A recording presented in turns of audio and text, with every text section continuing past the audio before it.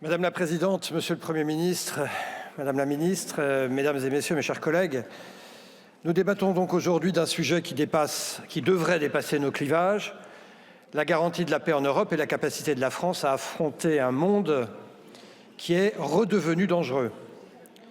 Mais avant de parler de budget, permettez-moi de revenir, parce que c'est lié, sur les critiques qui ont succédé aux propos du général Mandon il y a quelques semaines de cela. Qu'a dit le général Mandon? Il a simplement dit que pour se défendre, il fallait des moyens. Et c'est justement ce dont nous allons parler aujourd'hui. Mais il a dit qu'il fallait aussi un esprit de défense. Et c'est aussi au moins important. Sans volonté de se défendre, peu importe le nombre de chars, d'avions, de drones que nous serons alors capables d'aligner.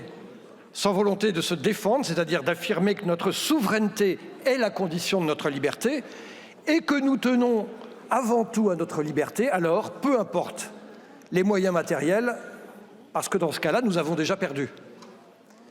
Qu'a dit le général Mandon? Il a dit que nous devions être prêts matériellement, mais aussi moralement.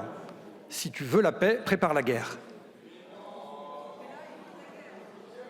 Venons-en maintenant au débat budgétaire. 3 points. Premièrement, l'Europe et la France doivent désormais construire une capacité de défense capable d'exister avec moins d'Américains. Deuxièmement, nous devons comprendre que la guerre a changé et apprendre de l'Ukraine, mais aussi de la Chine et des évolutions technologiques. Troisièmement, nous avons besoin à la fois de la technologie et de la masse. Tout cela exige un outil complet, pas un outil qui bouge des trous. Et nous devons être capables de combiner les forces classiques, le fantassin, le blindé, la marine, l'aviation, et les champs émergents, le cyber, le spatial, l'informationnel, la robotique, la longue portée, les munitions rôdeuses, les data. Ce sera d'une importance capitale. Les crédits de la mission défense hors pension atteindront 57,1 milliards d'euros, soit plus 6,7 milliards. C'est une trajectoire supérieure à celle prévue dans la LPM. Nous parlons donc d'une surmarche de 3,5 milliards d'euros inédite qui vient s'ajouter à la marche normale de 3,2 milliards pour 2026. Pourquoi une telle accélération? S'il vous plaît, un peu de silence, merci. Pourquoi une telle accélération? Bien simplement parce que nous n'avons plus le luxe du temps long, stratégique. Nous n'avons plus le luxe d'attendre. Cette hausse se traduira très concrètement par un renforcement des programmes structurants. Le programme 146, consacré à l'équipement des forces, concentrera l'essentiel de l'effort. Avec 62% de la hausse des crédits, il atteindra 22,9 milliards en crédits de paiement. L'année 2026 devra marquer un rattrapage capacitaire vital. Les stocks de munitions, les drones, la défense solaire, les investissements spatiaux, car oui, ce sont les nécessités que nous avons apprises de l'Ukraine.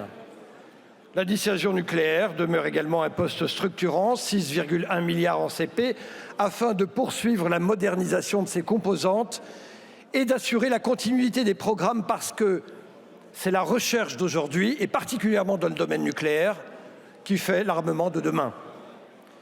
À ce sujet, les grands programmes d'armement absorberont à eux seuls 80% de la hausse du programme 146.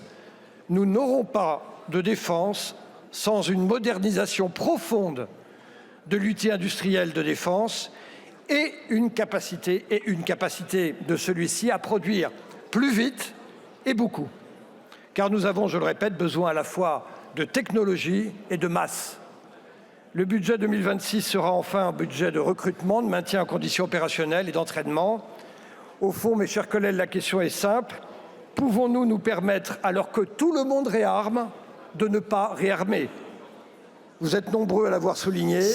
L'absence de loi de finances aurait un impact direct sur nos capacités, sur nos industries et sur nos forces, et donc sur la sécurité même du pays. Mes chers collègues, la question peut se résumer ainsi: sommes-nous prêts? Ou plutôt, serons-nous prêts le jour où malheureusement un grand péril surviendrait? L'histoire nous montre combien il en coûte de négliger l'avenir et de n'être pas prêts. Je vous repose la question: serons-nous prêts? Et chers collègues, cela dépendra de vous et des moyens que vous accepterez de donner à la France.